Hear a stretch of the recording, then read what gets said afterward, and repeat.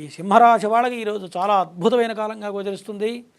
లగ్నాధిపతి భాగ్యస్థానంలో ఉచ్చస్థితిలో ఉన్నాడు. అంటే సింహలగ్నాధిపతి రవి ఉచ్చస్థితిలో ఉండడం వల్ల ఒక ప్రక్క అష్టమస్థానంలో శని భగవానుడు ఉన్నా సరే, శని ఒక పక్క ఇబ్బంది పెడుతున్నా సరే, రవి ఉచ్చస్థితిలో ఉండడం వల్ల చాలా అనుకూలంగా కనపడుతుంది. ప్రతినిత్యం కూడా వీళ్ళు ఈ యొక్క సింహరాశి వాళ్ళు సూర్యనారాయణ స్వామికి నమస్కారం చేయడం చాలా అనుకూలమైన ఫలితాలు సంప్రాప్తం అవుతాయి.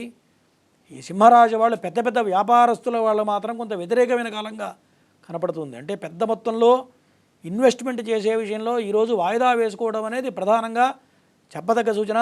ఈ యొక్క సింహరాశి వాళ్ళకి, సినీ రంగ ప్రముఖులకి, మీడియా రంగ ప్రముఖులకి, యూట్యూబ్ రంగంలో ఉన్న వాళ్ళందరికీ కూడా చాలా అనుకూలంగా కనపడుతుంది. రాజకీయ రంగ ప్రముఖులకు కూడా చాలా అనుకూలమైన కాలంగా కనపడుతుంది.